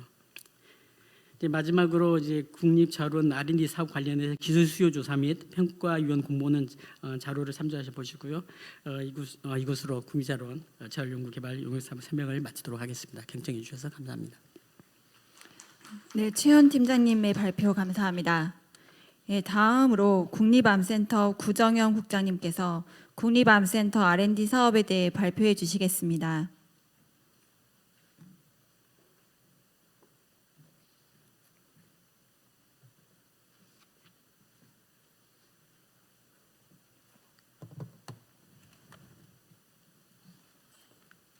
예, 안녕하십니까. 2024년도 국립암센터의 R&D 사업에 대해서 간략하게 설명드리겠습니다. 우선 발표 순서입니다. 국립암센터의 R&D 사업에 대한 대략적인 설명 간단히 드리고요. 암정복 추진 연구개발 사업과 새로 올해 런칭된 한미암 공동연구사업 순으로 24년도 신규 과제 공모 내용을 간략히 설명드리겠습니다. 먼저 암센터 R&D 사업 방향입니다. 국립암센터 연구사업은요, 아까 보건원에서 말씀하신 것처럼 내부에서 수행하는 과제가 있습니다. 그래서 내부 연구자들을 위한 공익적 암 연구 사업이 있고요. 그다음에 국내의 암 산학연 연구자를 지원하는 암정복 추진 연구개발 사업 2개의 내역 사업으로 그동안 진행이 되었었고요. 23년부터 암 생존자 헬스케어 사업이 시작되고 24년에는 한미암 공동연구 사업이 새로 신규 사업으로 런칭이 됐습니다. 그래서 올해 신규 과제를 모집하게 됐습니다. 이런 3개의 공익적 암 연구 사업, 암정복 사업, 그다음에 내외부 연구를 같이 수행하는 한미암 연구 사업은 서로 연계돼서 진행하고 있고요. 그 암 생존자 헬스케어 사업은 별도의 사업단이 구성돼서 운영이 되고 있습니다. 참고로 그 헬스케어 사업단은 올해 계속 과제만 지원을 하고 있어서 신규 과제 공모가 없음을 말씀드리겠습니다. 암센터의 연구개발비는 2023년부터 2개의 신규 사업을 확보함을 내부로써 약 220억 원 연구개발비가 증액이 됐습니다. 그래서 2024년도에는 572억 원의 예산을 확보하긴 했습니다. 근데 기존에 수행하던 그 공익적 연구 사업이라고 내부 연구 사업이나 암정복 사업이 예산 조정으로 좀 삭감이 되어 있는 상태고요. 또 그동안 추진했던 항암신약 연구개발 사업도 일몰이 돼서 현재 그 부분에서는 연구비가 좀 줄어 있는 점 말씀드리겠습니다. 먼저 암정복 사업 설명드리겠습니다. 암정복 사업은 국가의 암 관리에 대한 정책, 사업, 예방, 그다음에 진료 기술의 개선을 위한 근거 창출을 목표로 하고 있는 사업입니다. 그래서 2가지 영역에 집중해서 연구비를 지원하고 있는데요. 암 관리 사업 근거를 확보하거나 개선하는 연구 또는 신치료법이나 표류치료법을 제시하는 임상 연구 분야를 중점적으로 하고 있습니다. 96년부터 현재까지 한 2,561억 원이 투자되어 있는 상태고요. 2024년도에는 38개 과제에 112억 원 투자 예정입니다. 24년도 공보 세부 내역입니다. 암정복은 4개 프로그램을 지금 운영하고 있고요. 계속 과제를 포함할 시에 올해 프로그램별 계속 과제는 34개에 102억 원을 지원하고요. 남은 재원인 9억 원으로 신규 과제 4개를 지원합니다. 신규 과제는 주로 공익적 암 임상 연구 프로그램의 과제를 선정 지원하고요. 세부 내용은 제안 요청서에서 다시 설명드리겠습니다. 사업 추진 일정인데요. 1월 초부터 그 국립암센터 과제는 이제 아이리스 사이트에서 공모가 진행이 됩니다. 그래서 아이리스 사이트를 통해서 공고하고 있는 상태이고요. 접수 마감이 2월 2일까지입니다. 그래서 3월까지 선정과 최종 심의를 마무리하고 4월부터 연구가 개시가 됨을 말씀드리겠습니다. 참고로 올해부터 모든 과제가 아까 말씀드린 것처럼 그 범부처 아이리스 시스템 통해서 선정, 평가, 관리가 이루어지고 있습니다. 그래서 처음 시스템을 운영을 함에 따라서요. 만약에 암정복이나 한미암으로 그 연구를 지원하고자 하시는 연구 책임자께서는 반드시 사전에 미리 회원 가입을 해주셔야 되고요. 또 접수 일정이 굉장히 타 사업하고 대부분 겹쳐 있습니다. 그래서 특정 기간에 좀 접속 대기 등의 여러 사항이 발생이 될 수 있어서 사전에 하루 이틀 정도는 좀 미리 접수를 마무리해 주시기를 부탁을 드리겠습니다. 선정 평가와 관련한 세부 절차입니다. 보다 자세한 사항은 2024년도 보건의료기술 연구개발사업 가이드라인을 참고하셔서 진행하는 것 부분을 참고해 주시면 됩니다. 프로그램별 제안 요청서입니다. 세부 사항 다음 슬라이드에서 설명드리겠습니다. 우선 첫 번째로 임상 연구 프로그램 중에 있는 제안 요청서인 연구자 주도 다기관 암 임상 연구 부분입니다. 올해는 2가지 선정이 있을 예정이고요. 5년 동안 약 3억 6,500만 원 지원합니다. 그 암정복에서 기존 수행하던 IRT와 유사를 하고요. 연구 통해서 생성된 데이터는 국가암 데이터 센터에 송부를 같이 공유해야 되는 부분은 지금 공통사항 진행사항입니다. 그다음에 두 번째로 이런 IRT 연구를 하기 위해서는 암 임상을 할 수 있는 기반이 마련이 되어야 되는 게 굉장히 중요한데요. 그런 기반을 구축하는 연구가 한 가지 지원 예정입니다. 동일하게 5년 동일한 금액으로 지원될 예정입니다. 마지막으로 암관리 근거 창출 프로그램에 지정 과제가 한 과제가 나갑니다. 약 9개월 동안 7천만 원 지원 예정인데 이 과제는 기존의 암 사망 감소에 따른 사회경제 편익 효과 분석이라는 과제의 후속 과제입니다.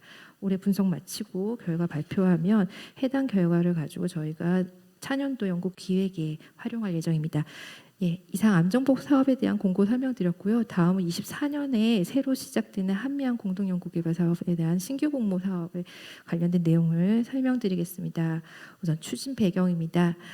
우리 국민 20만 명 이상이 매년 암에 걸리고요. 또 암으로 인한 사망이 계속 증가하고 있지만 암을 치료하는 항암제 대부분이 지금 현재 해외 신약에 의존하고 있습니다. 그래서 국가에서 항암 주권 확보가 굉장히 시급하다라고 하는 문제의식이 생겼고요.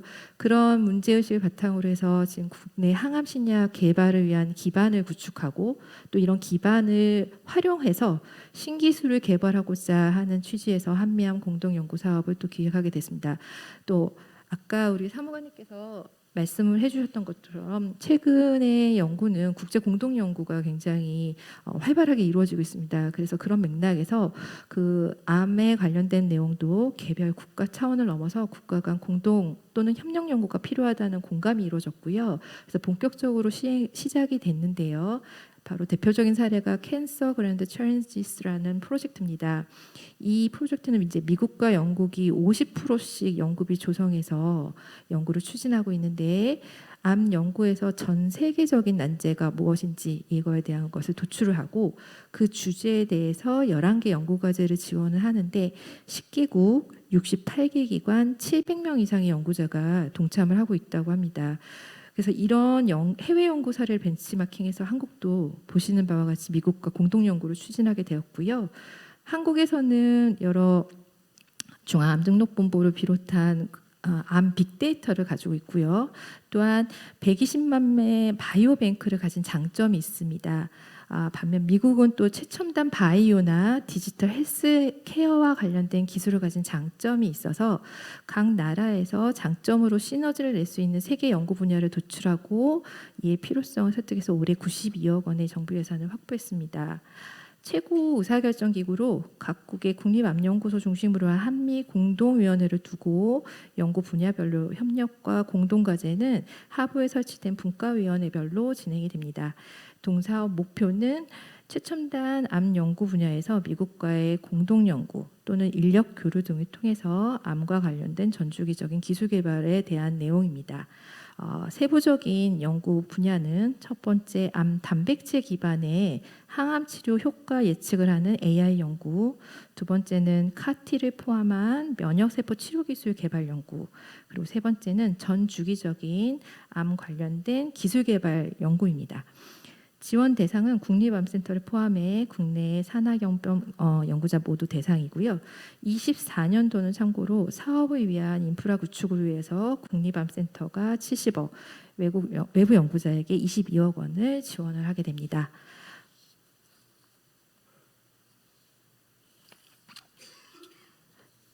지금부터 24년도 신규 과제 공모 내용을 간략하게 설명드리겠습니다. 아까 설명드린 것처럼 24년도에는 양국의 협력 연구를 기반으로 하는 기반 구축 연구를 주로 중점 추진하게 됩니다. 예, 여기입니다. 예, 기본 내부 수행 과제와 또 내지는 외부 수행 과제 간에 서로 차별화 또는 연계가 가능한 과제를 또 우선적으로 지원을 하게 되고요. 보시는 예시와 같이 국립암센터 과제와 일부 과제는 서로 유기적으로 연결을 하지만 각각 차별화가 돼서 각각 다른 역할을 수행할 수 있도록 설계가 됐습니다. 참고로 동연구는 국제 공동 연구 트랙으로 지원을 하셔야 되고 이제 좀 있으면 혁신법 시행령이 개정이 되고요. 국가연구개발 사업의 국제 공동 연구 매뉴얼이 발간될 예정입니다. 그래서 그 매뉴얼 상에 있는 일반형 과제로 지원하셔야 되는 걸 알려드립니다. 프로그램별 연구비 배분안입니다. 국내 산학연 연구자 대상으로 하는 과제는 총 6개 과제이고요. 22억 원 지원할 예정입니다. 24년도 공모를 위한 연구 제안서입니다. 세부사항 RFP에서 설명드리겠습니다. 추진 일정입니다. 지난 1월 9일부터 24년도 한미암 공동연구사업 신규과제 공모에 대한 공고가 아이리스에서 게시 중에 있습니다. 2월 8일까지 공모 접수가 완료되면 3월 중에 선정과 심의를 모두 거치고 4월부터 협약과 연구가 시작될 수 있도록 하겠습니다. 암정복 사업과 동일하게 이 한미암 사업도 아이리스 통해서 선정 평가가 이루어지니까 마감 1, 2일 전에는 과제 접수가 마무리될 수 있도록 좀 서둘러 주시길 다시 한번 부탁드리겠습니다. 선정 평가와 관련된 세부 절차입니다. 마찬가지로 보건의료기술 연구개발 사업 가이드라인 기준을 적용을 하는데요. 국제공동연구 지침이 이제 시행이 되면 산채고공 미적용 등 해당 지침에 따라서 일부 변경된 사항들은 평가가 수정돼서 진행되는 점 알려드리겠습니다. 프로그램별 제안 요청서입니다. 첫 번째 암 단백 유전체 기반의 정밀의료 연구로 세부 연구 분야별의 연계도입니다. 그림에서 보시는 것처럼 세부 1은 국립암센터가 담당하는데요. 임상 시험에 대한 총괄과 기획을 담당을 하게 되고 실제 임상 시험에 관련된 것은 세부 2 국내의 연구 기관이 추진합니다. 단백질 분석의 통일성을 위해서 세부 3의 중앙센터에서 검체는 분석을 하고 결과 데이터는 각 연구기관에 송부를 하게 되고 이러한 각각의 모든 데이터들은 국립암센터에 있는 데이터 센터 세부 4에서 연구 데이터를 모으고 관리해서 전체적으로 내외부 과제가 역할이 구분되도록 설계를 하였습니다. 그래서 외부 과제로 지금 공고되는 1-1의 암 단백 유전체 기반의 바구니형 표적 치료제 임상 시험을 위한 자원 공유 및 임상 연구 네트워크 운영입니다. 한 과제 지원하고요. 연간 9.5억 원씩 5년간 지원합니다. 바구니형 표적 치료제 임상 시험 그타 미국 NCI와 CPTEC과 임상 중개 연구 공동 분석 등등이 진행됩니다. 참고로 한미암 과제는 1년 차가 12개월입니다. 그래서 1년 차에 연구비 전액을 지원하고요. 2년 차가 9개월이고 2년 차에 연구비의 4분의 3을 지원하게 됨을 말씀드리겠습니다.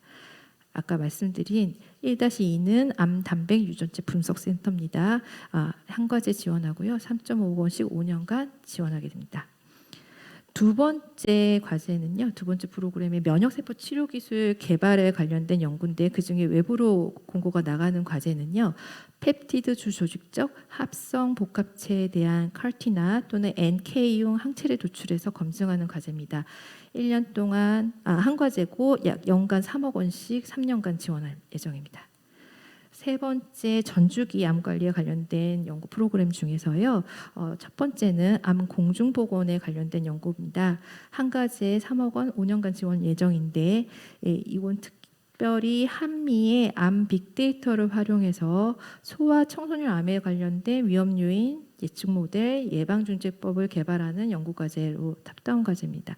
마지막으로 3-2는 암 기초 중개 연구 분야에 두 가지 1.5억 원씩 3년간 지원하는 과제고요. 암 발생 전이 내성 기전 등 기초 중개 분야에서 미국과 협력 연구를 통해서 원천 기술을 개발하는 연구를 지원을 한 과제입니다. 네, 이상 국립암센터 24년도 외부 공모 연구 사업에 대해서 설명드렸습니다. 자세한 사항은 과제 공고 내용 참고해 주시고요. 문의 사항은 암정보 사무국 쪽으로 연락 주시면 됩니다. 경청해 주셔서 감사합니다. 네, 구정현 국장님의 발표 감사합니다. 잠시 질의응답 시간을 갖도록 하겠습니다.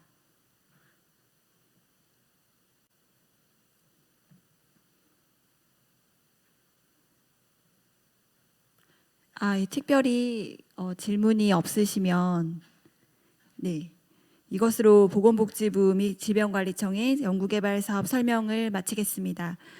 이후 휴식 후에 16시 30분부터 식약처의 연구개발사업 설명이 시작되겠습니다. 감사합니다.